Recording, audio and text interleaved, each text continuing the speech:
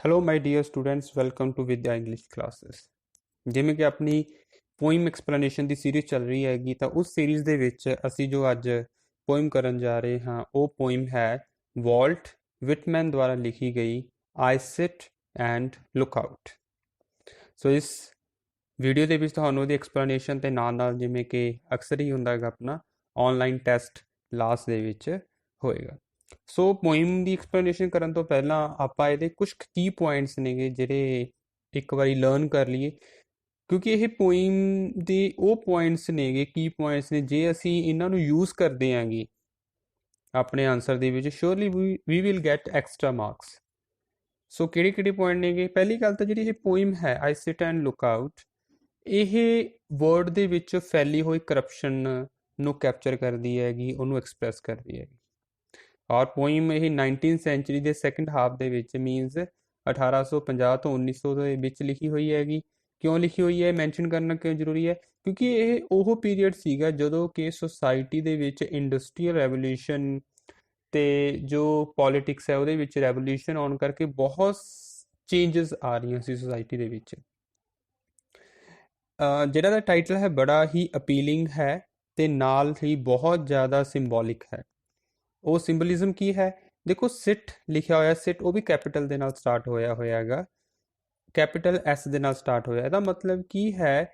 ਸਿਟ ਦਾ ਮਤਲਬ ਇੱਥੇ ਸਿਰਫ ਬੈਠਣਾ ਨਹੀਂ ਹੈਗਾ, ਬਲਕਿ ਇੱਥੇ ਜਿਹੜਾ ਔਨਲੁਕਰ ਹੈ, ਵੇਖ ਰਿਹਾ ਹੈਗਾ, ਉਹ ਸਿਰਫ ਬੈਠਾ ਹੈਗਾ, ਵੇਲੇਪਨ ਨੂੰ ਵਿਖਾਇਆ ਹੋਇਆ ਹੈਗਾ ਤੇ ਕੁਝ ਵੀ ਨਹੀਂ ਕਰ ਰਿਹਾ ਹੈਗਾ। ਮਤਲਬ ਇੰਟੈਂਸ਼ਨ ਵਿਖਾਈ ਹੋਈ ਹੈ ਦੇਖਣ ਵਾਲੇ ਦੀ ਵੀ, ਉਹ ਸਿਰਫ ਬੈਠੇ ਰਹਿਣਾ ਚਾਹੁੰਦਾ ਹੈਗਾ, ਲੇਜ਼ੀ ਰਹਿਣਾ ਚਾਹੁੰਦਾ ਹੈਗਾ, ਉਹ ਕੁਝ ਵੀ ਨਹੀਂ ਕਰਨਾ ਚਾਹੁੰਦਾ, ਚਾਹੇ ਸਾਹਮਣੇ ਉਹਦੇ ਕੁਝ ਵੀ ਹੋ ਰਿਹਾ ਹੋਵੇ, ਕਿੰਨਾ ਮਰਜ਼ੀ ਮਾੜਾ ਹੋ ਰਿਹਾ ਹੋਵੇ, ਪਰ ਉਸਨੂੰ ਕੋਈ ਫਰਕ ਨਹੀਂ ਪੈਂਦਾ।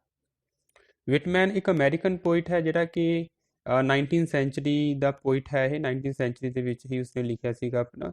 ਇਸ ਪੋਇਮ ਦੇ ਵਿੱਚ ਜੋ ਸਪੀਕਰ ਹੈ, ਜਿਵੇਂ ਕਿ ਉੱਪਰ ਆਪਾਂ ਗੱਲ ਕੀਤੀ ਹੈ ਸਿਟ ਵਾਲੀ, ਉਵੇਂ ਜਿਹੜਾ ਸਪੀਕਰ ਹੈ ਉਹ ਸਿਰਫ ਵੇਖ ਰਿਹਾ, ਔਨ ਲੁਕਰ ਹੈ। ਉਹ ਔਨ ਲੁਕਰ ਮੀਨਸ ਸਿਰਫ ਵੇਖ ਰਿਹਾ, ਉਹ ਇਨਵੋਲਵ ਨਹੀਂ ਹੋ ਰਿਹਾ ਹੈਗਾ ਇਹਨਾਂ ਚੀਜ਼ਾਂ ਦੇ ਵਿੱਚ ਵੀ ਕੀ ਹੋ ਰਿਹਾ, ਮੈਂ ਕੁਝ ਕਰਾਂ ਜਾਂ ਨਾ ਕਰਾਂ, ਉਹ ਸਿਰਫ ਬੈਠਾ ਵੇਖ ਰਿਹਾ ਹੈਗਾ।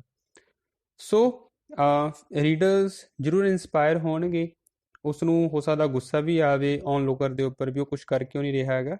ਅਗਰ ਇਹ ਸਾਨੂੰ ਗੁੱਸਾ ਆ ਰਿਹਾ ਤਾਂ ਡੈਟ ਮੀਨਸ ਕਿ ਅਸੀਂ ਇਸ ਪੋਇਮ ਨੂੰ ਪੋਜ਼ੀਟਿਵਲੀ ਲੈ ਰਹੇ ਹਾਂ, ਕਿ ਮੀਨਸ ਸਾਨੂੰ ਮਨ ਦੇ ਵਿੱਚ ਆ ਰਿਹਾ ਕਿ ਅਸੀਂ ਵੀ ਕੁਝ ਕਰੀਏ। ਅਸੀਂ ਸਿਰਫ ਜੋ ਸਾਹਮਣੇ ਹੋ ਰਿਹਾ ਹੈਗਾ, ਬੁਰਾ ਹੋ ਰਿਹਾ, ਮਾੜਾ ਹੋ ਰਿਹਾ, ਉਹਨੂੰ ਵੇਖ ਕੇ ਆਪਣੀ ਅੱਖਾਂ ਕੰਨ ਨਾ ਬੰਦ ਕਰੀਏ, ਬਲਕਿ ਅਸੀਂ ਕੁਝ ਕਰੀਏ। ਤੇ ਪੋਇਮ ਇਹ ਫ੍ਰੀ ਵਰਸ ਦੇ ਵਿੱਚ ਹੈ। ਫ੍ਰੀ ਵਰਸ ਮੀਨਸ ਕੀ ਹੁੰਦਾ? ਫ੍ਰੀ ਵਰਸ ਮੀਨਸ ਖੁੱਲੀ ਕਵਿਤਾ, ਕੋਈ ਇਹਦੇ ਵਿੱਚ ਰਿਦਮ ਨਹੀਂ ਹੈਗੀ, ਕੋਈ ਰਾਈਮ ਸਕੀਮ ਨਹੀਂ ਹੈਗੀ। ਤੇ ਪੋਇਮ ਦੀ ਟੋਨ ਪੈਸਿਮਿਸਟਿਕ ਹੈ, ਨਿਰਾਸ਼ਾਵਾਦੀ ਹੈ, ਸੀਰੀਅਸ ਹੈ, ਗਲੂਮਿੰਗ ਹੈ ਇਹ, ਠੀਕ ਹੈ ਜੀ, ਔਰ ਐਪੋਕਲਿਪਟਿਕ ਹੈਗੀ ਇਹ। ਸੋ ਹੁਣ ਆਪਾਂ ਨੈਕਸਟ ਪੋਇਮ ਨੂੰ ਐਕਸਪਲੇਨ ਕਰਦੇ ਹਾਂ। ਫਸਟ ਸਟੈਂਜ਼ਾ ਦੀ ਗੱਲ ਕਰ ਰਹੇ ਹਾਂ, ਜੋ ਪਹਿਲੀਆਂ 6 ਲਾਈਨਸ ਨੇਗੀਆਂ। ਵੈਸੇ ਇਹਨੂੰ ਲਾਈਨ ਦੇ ਵਿੱਚ ਬਣਨਾ ਥੋੜਾ ਮੁਸ਼ਕਿਲ ਹੈਗਾ, ਕਿਉਂਕਿ ਪੋਇਮ ਦੇ ਵਿੱਚ ਇਹ ਕੋਈ ਰਿਦਮ ਨਹੀਂ ਹੈਗੀ, ਕੋਈ ਫੁੱਲ ਸਟਾਪ ਨਹੀਂ ਲੱਗਿਆ ਹੋਇਆ ਹੈਗਾ, ਸੈਮੀ ਕੋਲਨ ਦੇ ਨਾਲ ਅੱਗੇ ਵਧੀ ਜਾ ਰਹੀ ਹੈ। ਸੋ ਇਹਨੂੰ ਫਿਰ ਵੀ ਚਲੋ ਇਮੈਜਨਰੀ ਆਪਾਂ ਕੋਸ਼ਿਸ਼ ਕੀਤੀ ਹੈਗੀ ਕਿ ਇਹਦੀਆਂ ਲਾਈਨ ਬਣਦੀਆਂ। ਪਹਿਲੀਆਂ 6 ਲਾਈਨ ਦੀ ਅਗਰ ਆਪਾਂ ਐਕਸਪਲੇਨੇਸ਼ਨ ਕਰੀਏ ਤਾਂ ਉਹਦੇ ਵਿੱਚ ਕੀ ਹੈ? I sit and look out upon all the sorrows of the world and upon all oppression and shame. I hear secret convulsive sobs from young men at anguish with themselves, remorseful after deeds done. I see in low life the mother misused by her children, dying, neglected, gaunt and desperate. So, ਕੀ ਕਹਿ ਰਹੀ ਹੈ first line? I sit and look out upon all the sorrows of the world and upon all oppression and shame. ਕਹਿੰਦਾ ਮੈਂ ਬੈਠਾ ਹਾਂ। ਹੁਣ ਜ਼ਰੂਰੀ ਨਹੀਂ ਹੈਗਾ ਵੀ ਇਹ ਸਪੀਕਰ ਜੋ ਲਿਖ ਰਿਹਾ ਹੈਗਾ, ਮਤਲਬ ਕਿ ਪੋਇਟ ਜੋ ਲਿਖ ਰਿਹਾ ਹੈਗਾ ਉਹੀ ਸਾਰਾ ਕੁਝ ਦੇਖ ਰਿਹਾ ਹੈਗਾ। ਮੰਨ ਵੀ ਸਕਦੇ ਤੇ ਨਹੀਂ ਵੀ ਮੰਨ ਸਕਦੇ ਉਹ, ਬਟ ਇਹ ਗੱਲ ਜ਼ਰੂਰ ਹੈਗੀ ਕਿ ਉਹ ਰੀਡਰਸ ਨੂੰ ਇੰਸਪਾਇਰ ਕਰਨਾ ਚਾਹੁੰਦਾ ਹੈਗਾ ਕਿ ਸਿਰਫ ਤੁਸੀਂ ਔਨ ਲੁਕਰ ਨਾ ਰਹੋ, ਸਿਰਫ ਵੇਖੋ ਨਾ, ਬਲਕਿ ਐਕਸ਼ਨ ਵੀ ਕਰੋ। ਉਹ ਕਹਿੰਦੇ ਮੈਂ ਬੈਠਾਂਗਾ, ਦੇਖ ਰਿਹਾਂਗਾ ਪੂਰੇ ਵਰਲਡ ਦੀ ਜਿਹੜੇ ਸੌਰੋਜ਼ ਨੇ ਕਿ ਮੈਂ ਵੇਖ ਰਿਹਾ ਵੀ ਕੀ ਸੰਸਾਰ ਦੇ ਵਿੱਚ ਹੋ ਰਿਹਾ, ਕਿੰਨੇ ਦੁੱਖ ਤਕਲੀਫਾਂ ਨੇਗੀਆਂ। Upon all operation and shame, ਮੈਂ ਵੇਖ ਰਿਹਾ ਕਿਵੇਂ ਕਿਸੇ ਨੂੰ ਦਬਾਇਆ ਜਾ ਰਿਹਾ ਹੈਗਾ, ਕਿੰਨੀ ਬੇਸ਼ਰਮੀ ਧਾਰੀ ਹੋਈ ਹੈਗੀ ਸਭ ਨੇ। I hear secret convulsive sobs from young men, ਕਹਿੰਦਾ ਮੈਂ ਵੇਖਿਆ ਹੈਗਾ, ਮੈਂ ਉਹਨਾਂ ਯੰਗ ਪਰਸਨ ਦੇ, ਨੌਜਵਾਨਾਂ ਦੇ ਹੌਂਕੇ ਵੀ ਸੁਣੇ ਨੇਗੇ ਜਿਹੜੇ ਕਿ ਲੁੱਕ ਕੇ ਰੋ ਰਹੇ ਨੇਗੇ। ਐਟ ਐਂਗੁਇਸ਼, ਕਿਉਂ ਰੋ ਰਹੇ ਨੇ? ਐਟ ਐਂਗੁਇਸ਼ ਵਿਦ ਦੈਮਸੈਲਵ, ਉਹਨਾਂ ਨੂੰ ਆਪਣੇ ਆਪ ਦੇ ਨਾਲ ਗੁੱਸਾ ਹੈਗਾ, ਆਪਣੇ ਆਪ ਦੇ ਨਾਲ। ਕਿਸ ਚੀਜ਼ ਦਾ ਗੁੱਸਾ? ਰਿਮੋਰਸਫੁਲ ਆਫਟਰ ਡੀਡਸ ਡਨ, ਉਹਨਾਂ ਨੂੰ ਪਛਤਾਵਾ ਹੈ ਉਹਨਾਂ ਐਕਸ਼ਨ ਦੇ ਉੱਪਰ, ਉਹਨਾਂ ਡੀਡਸ ਦੇ ਉੱਪਰ ਜਿਹੜੇ ਉਹ ਕਰ ਚੁੱਕੇ ਨੇ। ਮਤਲਬ ਕਿ ਉਹ ਜਿਹੜੇ ਗਲਤ ਕੰਮ ਕਰ ਚੁੱਕੇ ਨੇਗੇ ਜਾਂ ਜਿਹੜਾ ਕੁਝ ਉਹਨਾਂ ਤੋਂ ਹੋ ਚੁੱਕਿਆ ਹੈਗਾ ਉਹਦੇ ਉੱਪਰ ਹੁਣ ਉਹ ਪਛਤਾ ਰਹੇ ਨੇਗੇ, ਤੇ ਪਛਤਾ ਕੇ ਉਹ ਲੁਕ ਲੁਕ ਕੇ ਰੋ ਰਹੇ ਨੇਗੇ। ਹੁਣ ਇਹ ਕੁਝ ਵੀ ਹੋ ਸਕਦਾ, ਕੋਈ ਵੀ ਐਕਸ਼ਨ ਹੋ ਸਕਦਾ ਹੈ। I see in low life, I see in low life the mother misused by her children, dying, neglected, gaunt, desperate। ਤੇ ਮੈਂ ਵੇਖਿਆ ਹੈਗਾ ਲੋ ਲਾਈਫ ਮੀਨਸ ਇੱਥੋਂ ਤੱਕ ਗੱਲ ਆ ਚੁੱਕੀ ਹੈਗੀ ਕਿ ਇੱਕ ਮਦਰ ਨੂੰ ਉਹਦੇ ਹੀ ਬੱਚੇ ਵਰਤ ਰਹੇ ਨੇਗੇ, ਮਿਸਯੂਜ਼ ਕਰ ਰਹੇ ਨੇਗੇ। ਮਤਲਬ ਉਸ ਨੂੰ ਰਿਸਪੈਕਟ ਨਹੀਂ ਦੇ ਰਹੇਗੇ, ਜੋ ਉਹਦੀ ਬਣਦੀ ਰਿਸਪੈਕਟ ਹੈ, ਉਹਦੀ ਬਣਦੀ ਪੋਜੀਸ਼ਨ ਹੈ, ਜੋ ਬਣਦਾ ਸਟੇਟਸ ਹੈ, ਉਹ ਨਹੀਂ ਦੇ ਰਹੇ। ਬੱਚੇ ਉਸ ਨੂੰ ਇਗਨੋਰ ਕਰ ਰਹੇ ਨੇਗੇ। ਹੁਣ ਮਾਂ ਜਿਹੜੀ ਹੈ ਇਕੱਲੀ ਵਿਚਾਰੀ ਮਰ ਰਹੀ ਹੈਗੀ, ਨਿਗਲੈਕਟਡ ਹੋਈ ਪਈ ਹੈਗੀ, ਇਕਾਂਤ ਹੈ ਉਹ ਵਿਚਾਰੀ, ਬਹੁਤ ਜ਼ਿਆਦਾ ਡੈਸਪਰੇਟ ਹੈ, ਦੁਖੀ ਹੈਗੀ। ਸੋ ਇਹ ਪਹਿਲੀਆਂ 6 ਲਾਈਨ ਦੀ ਐਕਸਪਲੇਨੇਸ਼ਨ ਸੀਗੀ। ਇਸ ਤੋਂ ਬਾਅਦ ਇੱਥੇ ਹੀ ਗੱਲ ਨਹੀਂ ਹੋਈ, ਸਿਰਫ ਇੱਥੇ ਵਾਈਫ ਦੀ ਗੱਲ ਹੀ ਨਹੀਂ ਕੀਤੀ ਹੋਈ, ਸੌਰੀ ਮਦਰ ਦੀ ਗੱਲ ਹੀ ਨਹੀਂ ਕੀਤੀ ਹੋਈ। ਨੈਕਸਟ ਲਾਈਨ 'ਚ ਦੇਖੋ, I see the wife misused by her husband, I see the treacherous seducer of young women। ਸਿਰਫ ਮਦਰ ਦੀ ਗੱਲ ਹੀ ਨਹੀਂ ਹੈਗੀ, ਇੱਥੋਂ ਤੱਕ ਕਿ ਇੱਕ ਵਾਈਫ ਨੂੰ ਵੀ ਉਹਦੇ ਹਸਬੈਂਡ ਦੁਆਰਾ ਤੇ ਇੱਕ ਪ੍ਰੇਮਿਕਾ ਨੂੰ ਵੀ ਉਹਦੇ ਪ੍ਰੇਮੀ ਦੁਆਰਾ ਸਡਿਊਸ ਕੀਤਾ ਜਾ ਰਿਹਾ, ਉਸ ਨੂੰ ਵਰਤਿਆ ਜਾ ਰਿਹਾ ਹੈਗਾ, ਉਸ ਦਾ ਮਜ਼ਾਕ ਬਣਾਇਆ ਜਾ ਰਿਹਾ ਹੈਗਾ, ਉਸ ਨੂੰ ਦਬਾਇਆ ਜਾ ਰਿਹਾ। I mark the wrinkling of jealousy and unrequited love attempting to be hid। I see these sights on the earth। ਕਹਿ ਰਿਹਾ ਰਾਈਟਰ, ਸਪੀਕਰ ਕੀ ਕਹਿ ਰਿਹਾ ਹੈਗਾ ਕਿ ਮੈਂ ਜੈਲਸੀ ਵੇਖੀ ਹੈਗੀ, ਅਨਰਿਕੁਇਟਡ ਲਵ, ਅਜਿਹਾ ਪਿਆਰ ਜਿਹਦੇ ਵਿੱਚ ਕਿ ਅਸਲ 'ਚ ਕੋਈ ਪਿਆਰ ਨਹੀਂ। ਅਟੈਂਪਟਡ ਟੂ ਬੀ ਹਿਡ, ਲੁਕਣ ਦੀ ਕੋਸ਼ਿਸ਼ ਕਰ ਰਿਹਾ, ਲੁਕਾਉਣ ਦੀ ਕੋਸ਼ਿਸ਼ ਕਰ ਰਿਹਾ ਹੈਗਾ। I see these sights on the earth, ਕਹਿੰਦੇ ਮੈਂ ਅਕਸਰ ਹੀ ਧਰਤੀ ਦੇ ਉੱਪਰ ਚੀਜ਼ ਵੇਖਦਾ ਰਹਿਣਾ। ਸੋ ਇਹਦਾ ਮਤਲਬ ਕੀ ਹੈ? ਕਹਿੰਦੇ ਪਿਆਰ ਅਸਲ ਦੇ ਵਿੱਚ ਕੁਝ ਵੀ ਨਹੀਂ ਰਿਹਾ।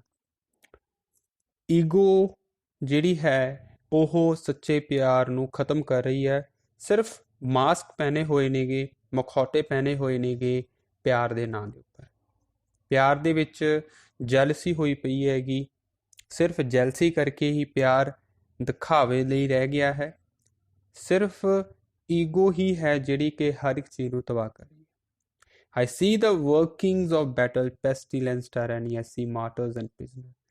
ਕਹਿੰਦੇ ਮੈਂ ਬਹੁਤ ਸਾਰੀ ਲੜਾਈਆਂ ਵੇਖੀਆਂ ਨੇ, ਮੈਂ ਬਹੁਤ ਸਾਰਾ ਪੈਸਟੀਲੈਂਸ ਵੇਖਿਆ ਹੈਗਾ, ਨਿਰਦਇਤਾ ਵੇਖੀ ਹੈਗੀ, ਟਾਇਰੈਨੀ, ਤਾਨਾਸ਼ਾਹੀ ਵੇਖੀ ਆ। ਮੈਂ ਵੇਖੀ ਨੇ ਕਿਵੇਂ ਯੁੱਧ ਦੇ ਵਿੱਚ, ਲੜਾਈਆਂ ਦੇ ਵਿੱਚ ਸਿਰਫ ਦੇਸ਼ਾਂ ਦੀ ਸਰਕਾਰਾਂ ਦੀ ਈਗੋ ਦੇ ਨਾਂ ਦੇ ਉੱਪਰ, ਪਾਵਰ ਦਿਖਾਵੇ ਦੇ ਕਰਕੇ ਹੀ ਕਿੰਨੇ ਕਿੰਨੇ ਸੋਲਜਰ ਸ਼ਹੀਦ ਹੋ ਜਾਂਦੇ ਨੇਗੇ, ਕਿੰਨੇ ਸੋਲਜਰ ਕੈਦੀ ਬਣ ਜਾਂਦੇ ਨੇ। ਜਿਵੇਂ ਅਸੀਂ ਹੁਣ ਪਿੱਛੇ ਇੱਕ ਪੋਇਮ ਪੜ੍ਹੀ ਸੀਗੀ, the charge of the light brigade, ਉਹਦੇ ਵਿੱਚ ਵੀ ਵੇਖਿਆ ਸੀਗਾ, ਟੈਨੀਸਨ ਕਹਿ ਰਿਹਾ ਸੀਗਾ ਕਿ ਕਿਵੇਂ ਕਮਾਂਡਰ ਜਾਂ ਆਫਿਸਰ ਇੱਕ ਡਿਸੀਜ਼ਨ ਅਜਿਹਾ ਲੈ ਲੈਂਦੇ ਨੇਗੇ ਬਿਨਾਂ ਸੋਚੇ ਸਮਝੇ, ਜਿਹਦਾ ਹਰਜਾਨਾ, ਜਿਹਦਾ ਨੁਕਸਾਨ ਪੂਰੇ ਸੋਲਜਰ ਨੂੰ, ਪੂਰੇ ਦੇਸ਼ ਨੂੰ, ਪੂਰੇ ਸਾਰੇ ਲੋਕਾਂ ਨੂੰ ਭੁਗਤਣਾ ਪੈਂਦਾ। ਇਹਦੇ ਵਿੱਚ ਵੀ ਉਹੀ ਗੱਲ ਕੀਤੀ ਹੋਈ ਹੈ। I observe a famine at sea, I observe the sailors casting lots who shall be killed to preserve the lives of the rest। I observe the sights and degradations cast by arrogant person upon laborers, the poor, upon negroes and the like। I observe a famine at sea। ਕੀ ਕਹਿ ਰਿਹਾ? ਕਹਿੰਦਾ ਮੈਂ ਵੇਖ ਸਕਦਾ ਗਾ ਵੀ ਕਿਵੇਂ ਸਮੁੰਦਰਾਂ ਦੇ ਵਿੱਚ ਵੀ ਸੋਕਾ ਪੈ ਰਿਹਾ ਹੈਗਾ, ਤੇ ਮੈਂ ਵੇਖ ਰਿਹਾ। I observe the sailor casting lots, casting lot ਦਾ ਮਤਲਬ ਹੁੰਦਾ ਸਿੱਟਣਾ, ਲੋਟਸ ਮਤਲਬ ਜਿਹੜੇ ਜ਼ਿਆਦਾ ਲੱਗਦੇ ਨੇ। Who shall be killed, to preserve the lives of the rest. ਇਹ ਬੜੀ ਇੰਪੋਰਟੈਂਟ ਲਾਈਨ ਹੈ, ਇੰਪੋਰਟੈਂਟ ਸਟਾਂਜ਼ਾ ਵੀ ਹੈ। ਕਹਿੰਦਾ ਮੈਂ ਵੇਖਿਆ ਕਿਵੇਂ ਸਮੁੰਦਰ ਦੇ ਵਿੱਚ ਮਲਾਹ ਜਿਹੜੇ ਕੁਛ ਕੁ ਲੋਕਾਂ ਨੂੰ ਬਚਾਉਣ ਵਾਸਤੇ ਕੁਛ ਕੁ ਨੂੰ ਪਾਣੀ ਦੇ ਵਿੱਚ ਸਿੱਟ ਰਹੇ ਨੇਗੇ। ਇਹਦਾ ਕਾਰਨ ਇਹ ਮੰਨ ਸਕਦੇ ਹੈਗੇ ਕਿ ਜਦੋਂ ਜਿਹੜੇ ਮੀਨਸ ਹੁੰਦੇ ਨੇ, ਜਿਹੜੇ ਸਾਧਨ ਹੁੰਦੇ ਘਟ ਜਾਂਦੇ ਨੇਗੇ, ਤਾਂ ਉਹਦੇ ਵਿੱਚ ਕੁਛ ਕੁ ਲੋਕ ਹੀ ਬਚ ਸਕਦੇ ਨੇਗੇ, ਤੇ ਉਹਨਾਂ ਨੂੰ ਬਚਾਉਣ ਦੇ ਲਈ ਜਿਹੜੇ ਬਾਕੀ ਲੋਕ, ਜਿਨ੍ਹਾਂ ਨੂੰ ਅਸੀਂ ਲੋਟਸ ਕਹਿਤਾ ਇੱਥੇ, ਜਿਹੜੇ ਫਾਲਤੂ ਹੁੰਦੇ ਆ, ਉਹਨਾਂ ਨੂੰ ਸਿੱਟ ਦਿੱਤਾ ਜਾਂਦਾ ਹੈਗਾ। ਇਹੀ ਸਾਡੀ ਸੁਸਾਇਟੀ ਵਿੱਚ ਹੁੰਦੇ ਨੇਗੇ, ਜਿਹੜੇ ਲੋਕ ਕੋਲੇ ਹਰ ਤਰ੍ਹਾਂ ਦੇ ਸਾਧਨ ਨੇਗੇ ਉਹ ਬਚਦੇ ਨੇਗੇ, ਤੇ ਜਿਹੜੇ ਵਿਚਾਰੇ ਦੱਬੇ ਕੁਚਲੇ ਲੋਕ ਹੁੰਦੇ ਨੇਗੇ, ਗਰੀਬ ਲੋਕ ਹੁੰਦੇ ਨੇਗੇ, ਉਹਨਾਂ ਨੂੰ ਅਕਸਰ ਹੀ ਸਮਾਜ, ਸਰਕਾਰਾਂ ਇੱਕ ਤਰ੍ਹਾਂ ਦੇ ਇਨਡਾਇਰੈਕਟਲੀ ਵੇ ਦੇ ਨਾਲ ਖਤਮ ਕਰਨ ਦੀ ਕੋਸ਼ਿਸ਼ ਕਰਦੀਆਂ ਨੇ। I observe the slights and degradation cast by arrogant persons upon laborers, the poor, and upon negroes and the like। ਕਹਿੰਦਾ ਮੈਂ ਵੇਖਿਆ ਹੈਗਾ slights and degradation cast, ਕਿਉਂ ਦੇਖਿਆ ਵੀ ਕਿੰਨੇ ਡੀਗ੍ਰੇਡ ਹੋ ਚੁੱਕੇ ਹੈਗੇ ਲੋਕ, ਅਸੀਂ ਕਿੰਨਾ ਮਾੜਾ ਵਿਹਾਰ ਕੀਤਾ ਜਾਂਦਾ ਹੈਗਾ ਕੁਛ ਐਰੋਗੈਂਟ ਲੋਕਾਂ ਦੁਆਰਾ ਉਹਨਾਂ ਦੇ ਮਜ਼ਦੂਰਾਂ ਦੇ ਉੱਪਰ, ਗਰੀਬ ਲੋਕਾਂ ਦੇ ਉੱਪਰ, ਨੀਗਰੋਜ਼ ਦੇ ਉੱਪਰ, ਜਾਂ ਉਹਨਾਂ ਵਰਗੇ ਜਿਹੜੇ ਲੋਕ ਹੁੰਦੇ, ਮਤਲਬ ਜਿਹੜੇ ਡਾਊਨ ਟ੍ਰੋਡਨ ਪੀਪਲ ਹੁੰਦੇ, ਦੱਬੇ ਕੁਚਲੇ ਲੋਕ ਹੁੰਦੇ ਨੇ, ਦਲਿਤ ਲੋਕ ਹੁੰਦੇ ਨੇਗੇ, ਜਿਨ੍ਹਾਂ ਨੂੰ ਅਸੀਂ ਆਊਟਕਾਸਟ ਕਹਿ ਦਿੰਦੇ ਹੈਗੇ, ਜਾਂ ਜਿਹਨਾਂ ਨੂੰ ਅਦਰ ਕਿਹਾ ਜਾਂਦਾ ਹੈਗਾ। ਕਿਵੇਂ ਉਹਨਾਂ ਲੋਕਾਂ ਨੂੰ ਐਰੋਗੈਂਟ ਪੀਪਲ, ਐਰੋਗੈਂਟ ਪਰਸਨ ਉਹਨਾਂ ਨੂੰ ਖਤਮ ਕਰਨ ਦੀ ਕੋਸ਼ਿਸ਼ ਕਰਦੇ ਨੇਗੇ, ਉਹਨਾਂ ਦੇ ਉੱਪਰ ਤਸ਼ੱਦਦ ਕਰਦੇ, ਐਕਸਪਲੋਇਟੇਸ਼ਨ ਕਰਦੇ ਨੇਗੇ। ਸੋ ਉੱਪਰਲੀ ਲਾਈਨ ਹੁਣ ਤੁਹਾਨੂੰ ਬੈਟਰ ਸਮਝ ਆ ਗਈ ਹੋਣੀ ਹੈਗੀ ਕਿ ਸੇਲਰ ਜਿਹੜੇ ਹੈਗੇ ਨੇਗੇ, ਮਲਾਹ ਜਿਹੜੇ ਨੇਗੇ, ਉਹ ਕੈਪਟਨ ਨੇਗੇ ਜੋ ਸਮੁੰਦਰ ਦੇ ਵਿੱਚ, ਉਹ ਕਿਵੇਂ ਕੁਛ ਲੋਕਾਂ ਨੂੰ ਬਚਾਉਣ ਵਾਸਤੇ ਜਿਹੜੇ ਫਾਲਤੂ ਦੇ ਲੋਕ ਲੱਗਦੇ ਆ, ਉਹਨਾਂ ਨੂੰ ਫਾਲਤੂ ਦੇ ਜਿਹੜਾ ਕਰੂ ਮੈਂਬਰ ਲੱਗਦੇ ਨੇ, ਉਹਨਾਂ ਨੂੰ ਸਿੱਟ ਦਿੰਦੇ ਨੇਗੇ। ਇਹ ਸੁਸਾਇਟੀ ਦਾ ਨਿਯਮ ਹੈ ਕਿ ਚੇਨ ਸਿਸਟਮ ਹੈ ਵੀ ਇੱਕ ਦੀ ਜਗ੍ਹਾ ਜਦੋਂ ਕੋਈ ਦੂਸਰਾ ਲੈ ਲੈਂਦਾ ਹੈਗਾ, ਤਾਂ ਜਿਹੜਾ ਪਹਿਲਾ ਹੈ ਉਸਨੂੰ ਉਹ ਜਗ੍ਹਾ ਛੱਡਣੀ ਪੈਂਦੀ ਹੈ, ਰਿਪਲੇਸਮੈਂਟ ਹੁੰਦਾ ਰਹਿੰਦਾ। ਲਾਸਟ ਲਾਈਨਸ ਨੇ, all the meanness and agony without end, all the meanness and agony without end, I sitting look out upon, see here am silent। ਕਹਿੰਦਾ ਮੈਂ ਸਭ ਕੁਝ ਇਹ ਮੀਨਨੈਸ, ਘਟੀਆਪਨ ਦੇਖ ਰਿਹਾ ਹਾਂਗਾ, ਧੋਖਾ ਜੋ ਹੈ ਉਹ ਵੇਖ ਰਿਹਾ ਗਾ, ਐਗਨੀ ਦੁੱਖ ਤਕਲੀਫ ਦੇਖ ਰਿਹਾ ਗਾ, ਜਿਹਦਾ ਕੋਈ ਅੰਤ ਨਹੀਂ ਹੈਗਾ ਗਾ। ਮੈਂ ਬੈਠਾਂਗਾ, ਵੇਖ ਰਿਹਾ ਸਾਰਾ ਕੁਛ, ਸੁਣ ਰਿਹਾ ਗਾ, ਪਰ ਮੈਂ ਫਿਰ ਵੀ ਕੀ ਹਾਂ, ਸ਼ਾਂਤ ਹਾਂ। ਸੋ ਇਹ ਪੋਇਮ ਸੀ, ਪੋਇਮ ਦੀ ਇੱਕ ਐਕਸਪਲੇਨੇਸ਼ਨ ਸੀ।